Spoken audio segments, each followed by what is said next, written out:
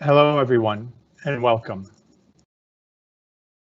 Thank you for joining us today for our weekly series on development finance issues called Trinity Talks. My name is Eric Philippink. I am an attorney here at Trinity's office in Washington, D.C. In last week's session, we discussed off-taker liquidity and introduced the new RLSF, the Regional Liquidity Support Facility, that is available in certain countries in Africa. For those of you who missed that session, you can find a recording of our presentation on our new YouTube channel. The link to this and our earlier talks can be found on our website under the Trinity Talks page. But for today we're going to leave Africa and we are going to travel over to Central Asia. We will be discussing developments in renewable energy in Central Asia. And for those of you who follow the region, you will know that there has been quite a lot of interest lately. Here, perhaps I'll make just a brief comment about our title for today's talk, Standing Renewables, because we have received some questions about it. The title is a play on words. The verb to stand is an expression that you may see these days in social media. It comes from pop music, and to stand means to be a fan of or to be obsessed with something. So for those of you who know us at Trinity, you know how central renewable energy is to our work. And so then, turning to Central Asia, it's an area of the world that I personally enjoyed living and working in. We can see that the passing of President Islam Karimov in Uzbekistan in 2016, and then the resignation of President Nursultan Nazarbayev in Kazakhstan last year in 2019. These events have brought changes to the region, in particular in Uzbekistan, where there has been more engagement with its neighbors and an opening up of its economy. Now, both countries are known for fossil fuels.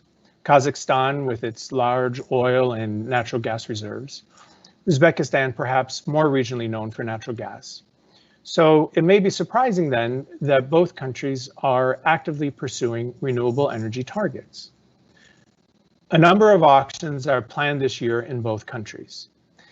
And that's why we thought to bring in our friends at the Unicase law firm with whom we have been working in Kazakhstan to discuss the latest trends. Unicase has offices in Almaty and Nur-Sultan in Kazakhstan, and they recently opened an office in Tashkent, Uzbekistan. So we thought that we could give you some insights from them as to what is happening in the region. Today, I welcome Roshana Chaltabayeva and Janat Salimova-Teke, who will be speaking to us, together with my colleague Fiona Gulliford from our office in London. So as always, we have about 30 minutes of presentation, followed by about 15 minutes of questions and answers. You will find the questions and answers button at the bottom of your screen, and you can type your question to us. So after the presentations, we will turn to the questions and answers to try and answer any questions that you may have. So let's get started. I am pleased to introduce Roshana to begin our presentation on Kazakhstan. Thank you very much, Eric, for the introduction, and I would like to thank Trinity for inviting us. And dear ladies and gentlemen, great to see you all, and I hope at these challenging times you're all safe and sound. Based on our practice and working in the region, we see that renewable sector right now is currently hot topic for your interest in Central Asia due to its great potential. Then let me speak briefly about Kazakhstan renewables market potential, targets, some development progress and auctions. If you have any information or if you would like to share or if you have any questions, please email your questions. On the slide on the targets, you may see the slide with the renewable energy potential and targets. I should say that there is enormous potential for renewables in Kazakhstan, particularly from solar, wind, small hydropower plants. And in the slide, you may see the potential in billion kilowatt per year for various types of resources. The wind and solar atlases and maps of Kazakhstan are available online, including those developed under the UNDP program as well. And this may help to understand the concentration of the resources in the country. In 2013, the green economy concept was approved by the president of Kazakhstan, which set the targets for power generation from renewable energy sources, mainly defined as wind, solar, and small hydro. It's 3% by 2020 and 10% by 2030, and 50% of alternatives, including nuclear, by 2050. Next slide, please. Yes, Kazakhstan renewable energy legislation was amended many times to support such ambitious renewable energy targets. Specifically, now the following support mechanisms for renewable energy are available on the market, which are which were also pushed by the support of potential developers coming to Kazakhstan, investors, and various IFIs such as BRD, IFC, and ADB. Currently, there is a mandatory purchase of electricity generated using renewables and delivered to the grid by the single off-taker, the Financial Settlement Center, FSC, I would refer later as an FSC. And in Kazakhstan, I should mention that in Kazakhstan, the renewable energy sales differ from the general energy setup of the Kazakhstan wholesale electricity market. While the wholesale electricity market structure is based on direct bilateral contracts between generators and large consumers and supply companies, the renewable energy legislation provides that the Financial Settlement Center has the obligation to buy all the power produced by the renewable energy generators under 15 years PPAs, of course, if of those which win the auctions currently. The Financial Settlement Center then sells such energy to the conditional consumers, which are those companies that produces energy using non-renewable energy sources, such as coal, as an example. Thus, there is an obligation under the law of conditional consumers to purchase all energy generated by renewable energy power plants from the Financial Settlement Center to on-sell to final contractual consumers. There is also an auction tariff, which is another kind of support mechanism for renewable energy granted to a successful bidder for a period of 15 years. And a very important thing I should note is that such a tariff has an annual indexation formula of 30% for inflation and 70% for foreign currency. Also, as a support measure, there is a mandatory requirement for mandatory connection of renewable energy projects to the transmission distribution networks. And there is a priority in mandatory transmission of electricity generating user renewables, with the exemption of renewable energy projects from paying to the electricity transmission companies, and also balancing fees, which is also very important because this affects the financial model as well. And also, it's very important to know that generators, renewable energy generators, are not required to obtain any licenses or approvals from the state authorities for energy generation. Next slide, please, on investments. I should, in addition to those support mechanisms under the law, just recently in February 2020, by the government decree, the renewable energy production was included into the list of priority investment projects. Following this, now the renewable energy developers may apply for obtaining the following investment preferences, such as tax preferences in the form of corporate income tax, land tax, and property tax exemptions. Also, investment subsidies for compensation by the government of up to 30% of the costs relating to construction, assembly, and acquisition of the equipment. Of course, there are some requirements that the company should meet in order to obtain for such subsidies. Also, there is a stability of tax laws under the investment contract and stability of labor laws. This is quite important because, we, as we know, it took about 2 years for the companies to potential developers to push for such initiative to be included into such list of priority list of investment projects. Can we go to the next slide? On next slide, I would like to ask Fiona to speak about some key barriers to the renewable energy development in Kazakhstan, which is very important, why we are not moving very fast as we would like to. Fiona? Fiona? Yes. Next.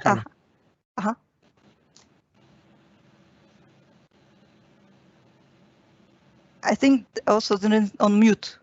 There is a lag. Lag? Okay. Thank you very much, Roshana. No, you're not live yet. Yes. Thank you very much, Roshana. So, a lot of Trinity's clients are obviously much more familiar with doing renewable energy projects in the sub-Saharan African market.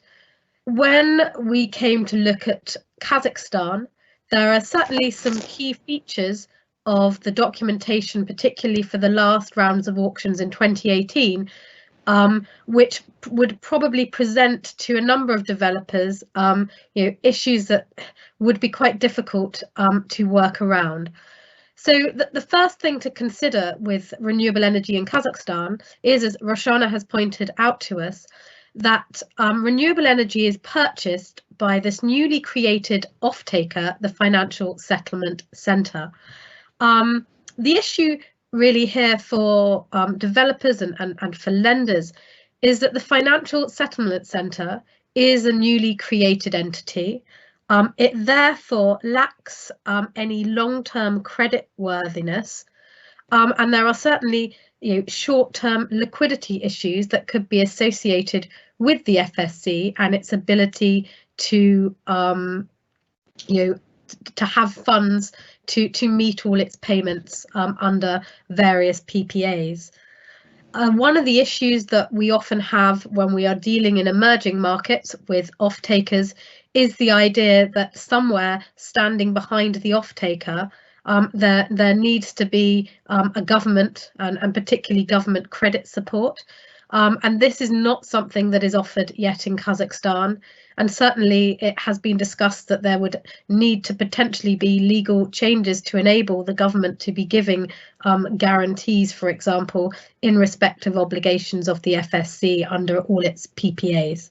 So certainly this is a concern. I think in many countries, as you'll be familiar with in Africa, there are always credit issues with a number of the large off-takers. But I think for the Financial Settlement Center, its fairly recent establishment creates more of a risk.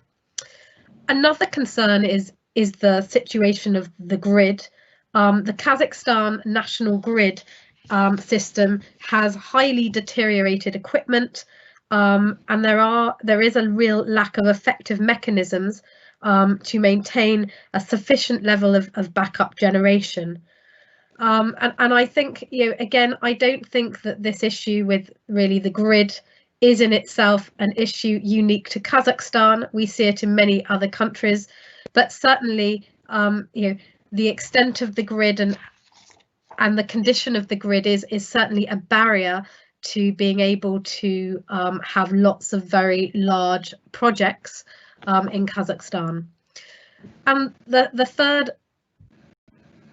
issue, which I will mention very briefly because we could do an entire presentation on this, is really how risk allocation is treated in a power purchase agreement, and again various other risks that may be in that PPA that would ultimately be backstopped by a government support agreement in other markets.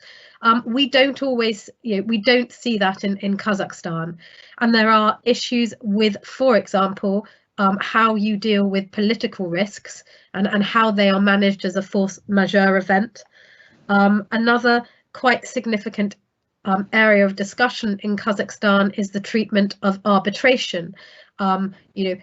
Under the national law, there were discussions about allowing international arbitrations, but there are some debates over whether or not you can have an international arbitration and whether it can be in an arbitral centre, which is not the Astana International Financial Centre.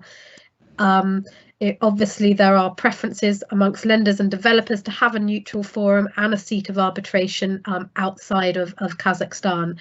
I don't think all these things are of their own insurmountable, and I think as the renewable market is developing, there are discussions on these key points.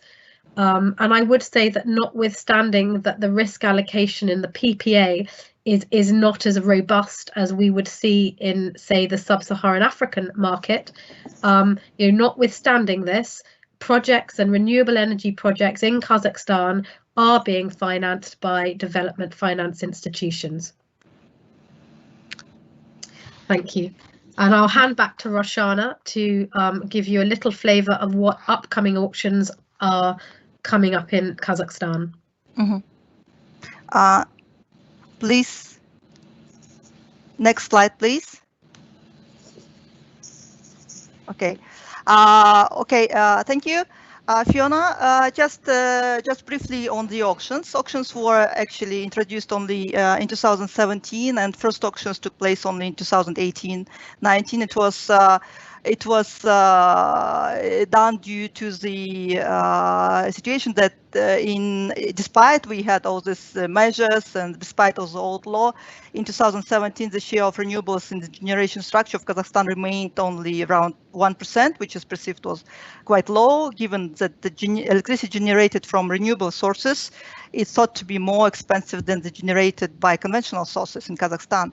Thus, the Ministry of Energy initiated the transition from the fixed tariff to the base scheme to auctions.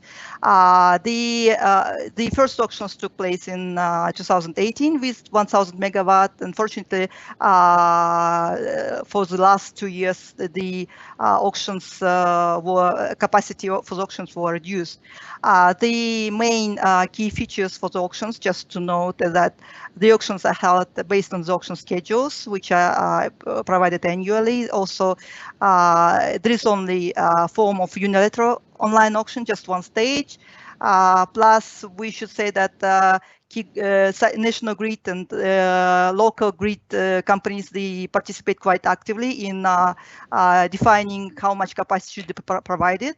And auction ceiling prices are set by the Ministry of Energy. For the subsequent auctions, the auction ceiling prices will be set at the highest winning price for the previous auctions. And the primary selection criteria is the lowest price. So this is one of few of the key elements of the auctions. Next slide, please, on the upcoming auctions. Yeah. We should say that there will be some auctions from September to December of this year. There will be 8 sessions for the total capacity of 250 megawatt, broken down by the type of the power plants, as you may see from the slide. The schedules are quite detailed. So if you require this information, you actually can go either to the Ministry of Energy site or organizer site, or you may request us to provide such schedules. Thank you very much.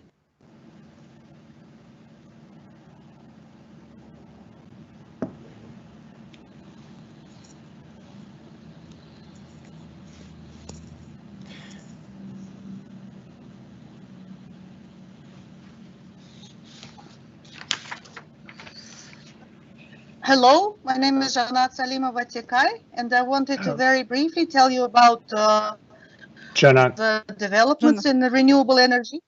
Janat, there's a delay. Sorry, there's a delay in bringing you up. Okay. Am I live? Yes, not yet. We're experiencing some delays with the connection to. There we go. Yeah. Now go ahead, please.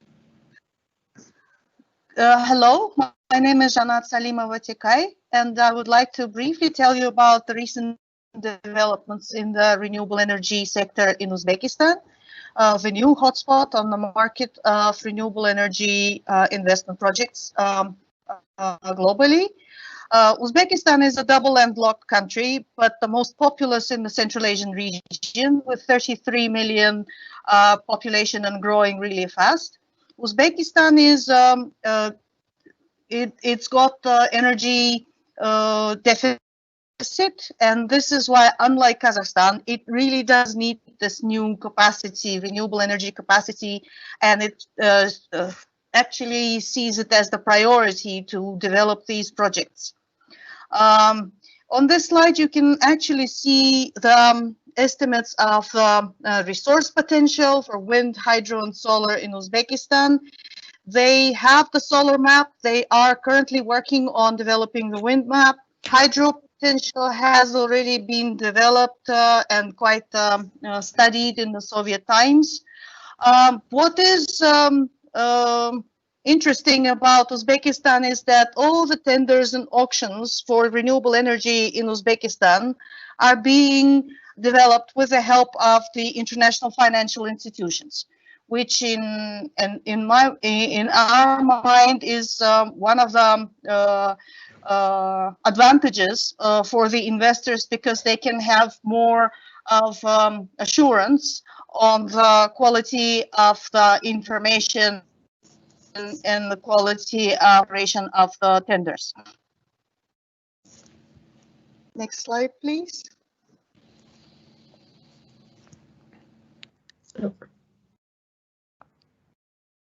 I guess on the types of the auctions, Uzbekistan has decided to auction away, or tender away rather, on a PPP style mechanism, technology specific and site specific standalone IPP tenders with pay-as-you-bid PPAs, and the tenders themselves are organized in 3 stages of bidding, where there's the first stage for the pre-qualifications, and then there's the tender itself, and then there are negotiations. The PPA has a perceived de facto foreign sovereign guarantee, which is something that has been structured within the scaling solar, and which I believe Fiona will be giving more information on, because this is something that has been developed in the African markets and quite successfully used in Uzbekistan currently. Thank you, Fiona. Thank you very much, Janat. So just very briefly, Fiona, move your camera, please, because you went off there. Apologies. Thank you, Janat. So very briefly again, because I'm conscious of time running away with us. Obviously, for those of you who are very familiar with working in Africa, obviously the IFC Scaling Solar program has been rolled out quite successfully in Africa, starting with Zambia, where Trinity worked on the first project to reach financial close, and now has extended to Senegal and Ethiopia. And I think it's really important, and I think it talks to 2 sort of separate things to discuss about Uzbekistan. The first is that, programs like Scaling Solar, they do allow developers to come to a project where a lot of the due diligence has already been done, and the package of template documents is ready. So, in terms of development costs, it really does help provide projects which essentially should, in theory, be quite bankable.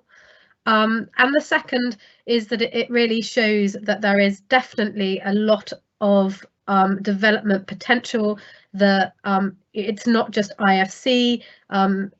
Asian Development Bank is also very active in Uzbekistan. They have been given up to 1 gigawatt of potential solar projects in Uzbekistan, and they have been doing a lot of capacity training in Uzbekistan in terms of renewable energy projects. So I think the importance to Uzbekistan is that there is definitely will, there is capacity building, and they are getting ready to, as Janat mentioned at the beginning, they need this power, and perhaps more than in other countries where it's not always going to be as needed as significantly, there is political will behind, which is evidenced by the various DFIs running programs in Uzbekistan. And if I can hand back now to Janat, who will very quickly take you through what other upcoming auctions we are expecting to see, and forms of support that are available to developers in Uzbekistan. Thank you.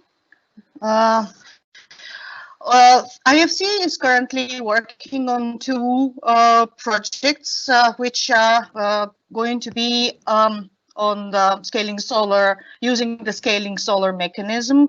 And one would be, well, both will be 200 megawatts, one in Samarkand region and one in Jazak region, both in the south.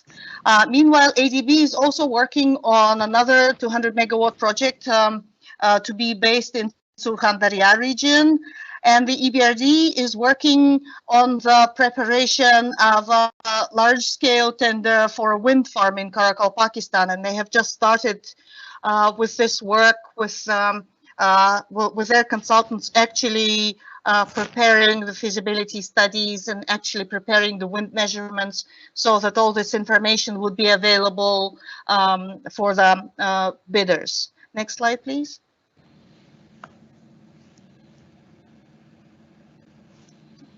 Next slide. On the upcoming tenders, what IFC is planning is another 3 scaling solar projects in Samarkand and in Namangan, and one more whose location is not yet identified.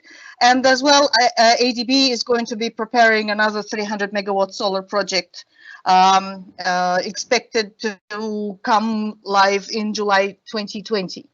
And as I said, EBRD is also preparing a large-scale wind facility, wind program, and here comes another project, wind project, which EBRD is currently preparing for the tender. Next slide, please.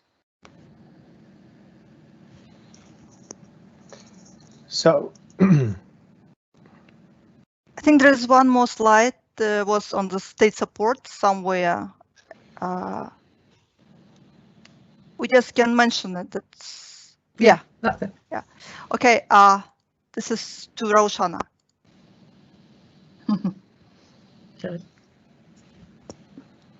It's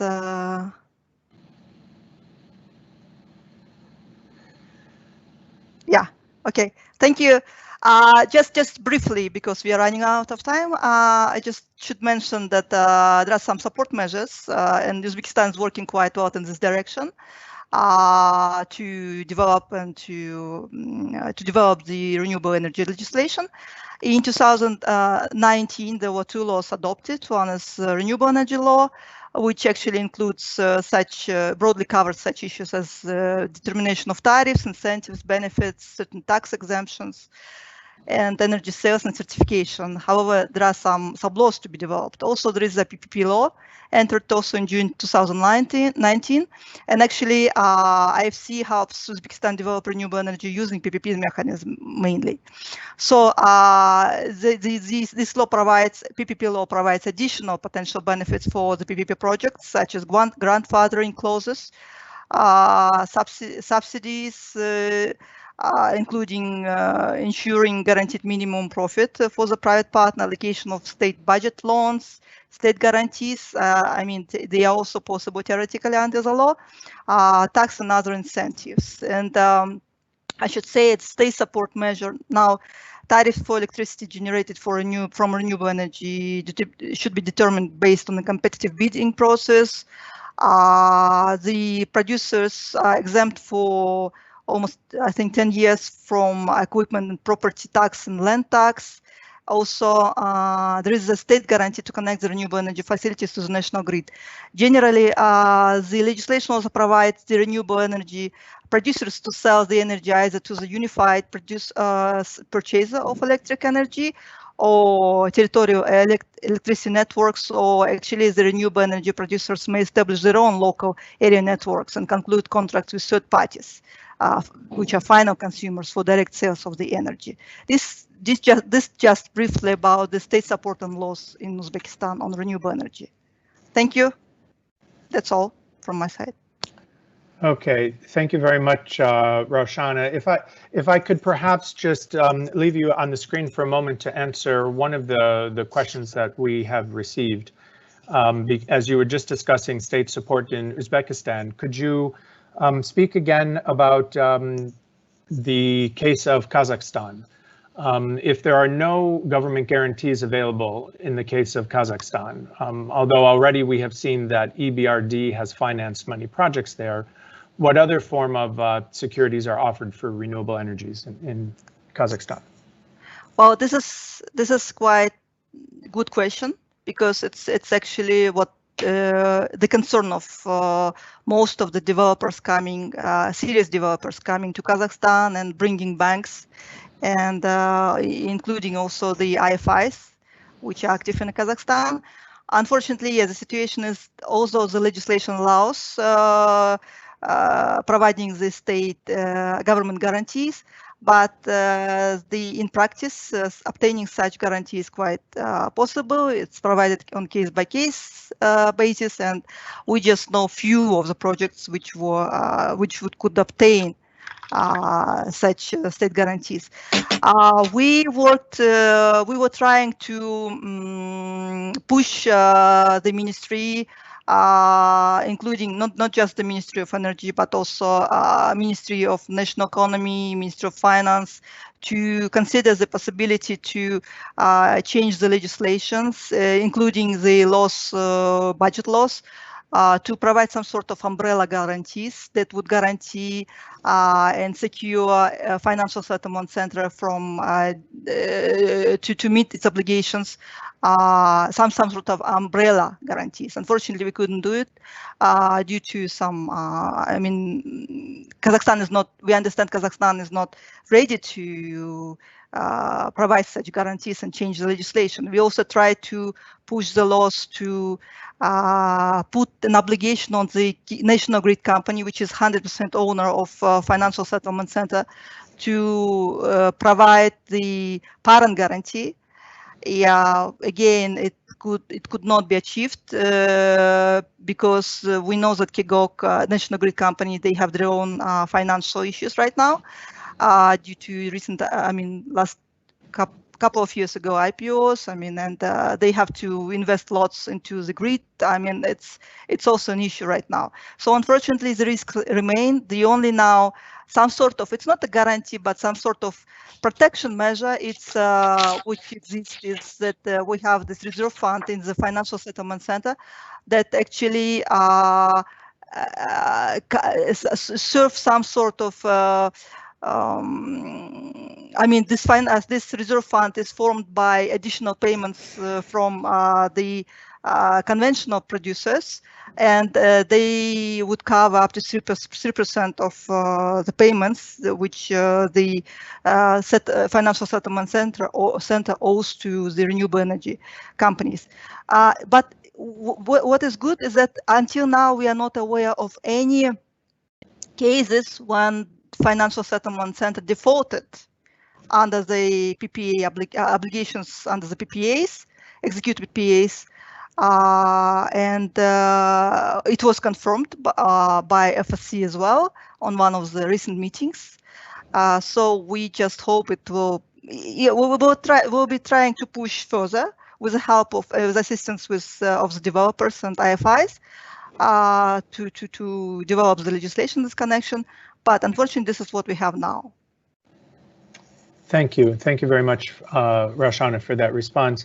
Janat, I'm going to turn to you now and ask you a question about tariffs, because We've recently seen in the market in the Middle East, for example, that many of the auctions have resulted in very low tariffs. And we distinguish that from what we are seeing in African markets where the tariffs end up being higher. So can you offer any kind of opinion on what we might be seeing in terms of tariffs in the Central Asian auctions? Well, the Middle Eastern tariffs and their attractiveness to their host governments is certainly a challenge to many governments, even here in Central Asia.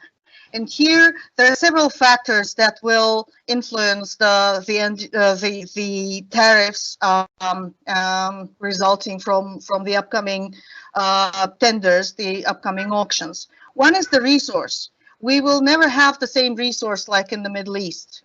It's simply because we are further north, and that's why the solar irradiation will be less here. The second factor that also influences the tariffs, for instance, in Uzbekistan, is that it's a double landlocked country.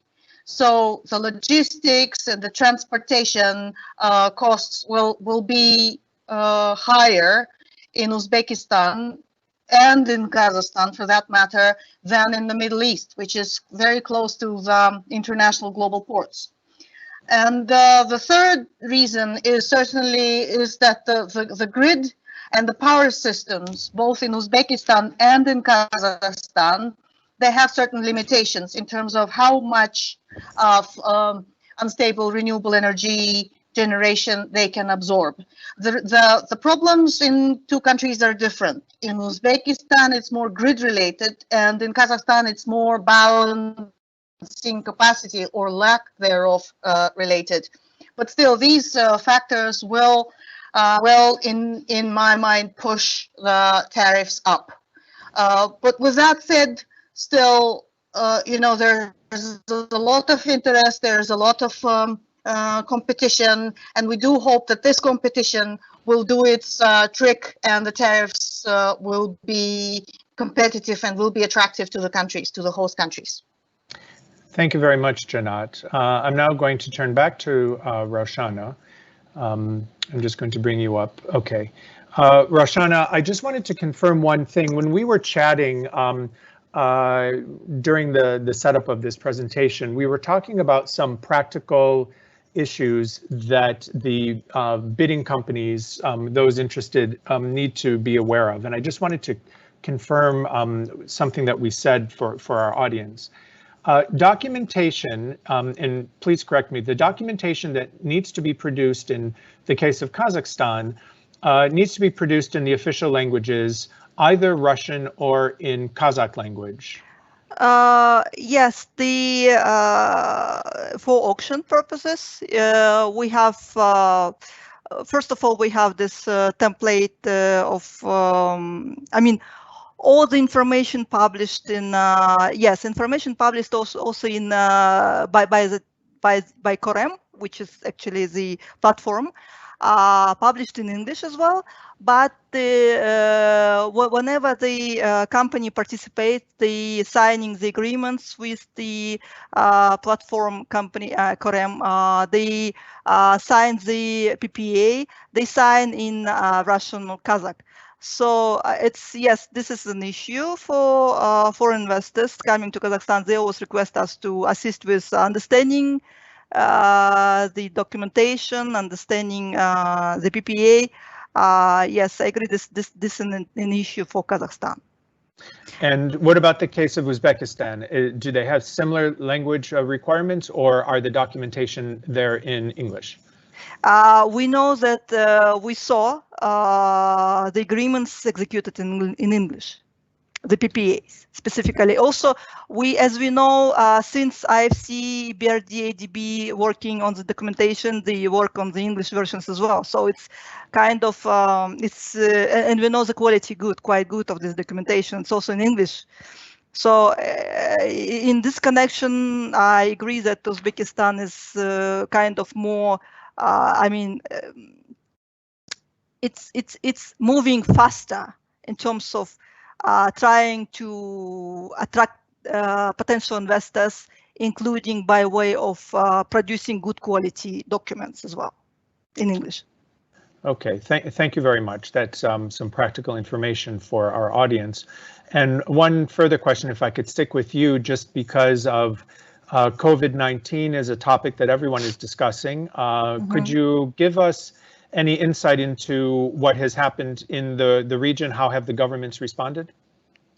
COVID, as you may know, they affected all sectors in renewables, not only renewables, but also our natural resources, which quite we are famous for. And for Kazakhstan, it's since I think in March we had our Kazakhstan currency, local currency was devaluated. And we should note that PPAs, PPA tariff are set in local currency, which is quite negative. At the same time, for both countries and Uzbekistan, Kazakhstan, and the COVID, the situation resulted quite negatively for the countries. I mean, the transportation became more expensive for ongoing projects. The purchase price for important equipment increased, specifically in connection with our devaluation also of our currencies. Also, there's mobility restrictions now, as we know, all of us, which is negatively impacts on the import of equipment, arrival of foreign specialists, because Kazakhstan really needs, Uzbekistan also really need these specialists, because these are still new projects for Kazakhstan, for the Central Asian countries. Also, it's impossible to visit the sites by technical consultants. The due diligence cannot be performed on time. And in Kazakhstan, the government took some interim state measures generally for the whole country, such as exemptions from payment of taxes until the end of the year. Also, in both countries, the developers and contractors may claim force majeure as a result of COVID-19. In Uzbekistan, you may apply to the Ministry of Foreign Trade to obtain the relevant certificate. And in Kazakhstan, also we have a specific agency that you may apply to and obtain such certificate. Also, but this is just general measures. Unfortunately, still, when it comes to particular renewables, there is no any specific additional measures, I should say, which would result in additional measure provided for such particular sector. Okay, thank you. And just one quick final question for you before I turn back to Fiona for some final thoughts. Can you clarify for us about the PPAs? Are these take or pay contracts? In other words, in a scenario where the grid is not able to take the plant's electricity, can the project be compensated for deemed energy? It's also an issue. We were trying to address it in 2018-19 when working for USAID project for Tetra Tech, Ministry of Energy. Yes, our PPA does not have take or pay. The problem is under our legislation, financial settlement centers should accept all energy which comes to the grid. So if, for example, the grid does not accept the energy, the financial settlement center does not pay for the whole energy which was agreed in the PPA. So it depends on the grid then, how the grid accepts. And unfortunately, our legislation does not require the grid to pay for the energy which they do not accept due to technical interruptions, repair works. I mean, this is an issue. So both PPA and transmission contracts, connection contracts, they do not have this protection measures, which is a headache for the companies coming to Kazakhstan. We were trying to push this. It's still on the table. It's ministry knows about it, and we hope it will be addressed to, maybe not this year, but it will be addressed. Thank you very much, Roshana. Mm-hmm. I'm now going to turn to Fiona. If Fiona, you are, take yourself off mute and then offer us some final thoughts about the interest that we are seeing in the region and some perspectives. Thank you very much, Eric, and thank you very much to Janat and Roshana for giving us a real flavour of where Central Asian renewable energies market is in Kazakhstan and Uzbekistan. So I think really just to sort of sum up today, I think there is a lot of potential in both Kazakhstan and Uzbekistan. We're seeing a lot bigger projects being launched in Uzbekistan. And I think as we've discussed today, you know, there are a lot of challenges at the moment in terms of the documentation in Kazakhstan.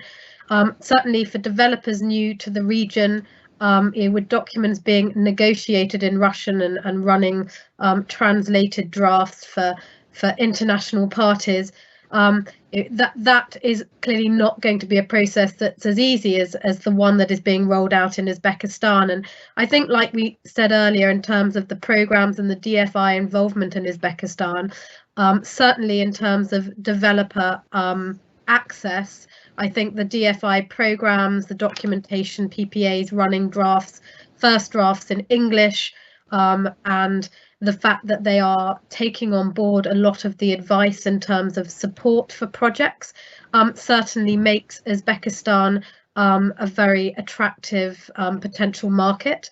However, I don't want to write off Kazakhstan.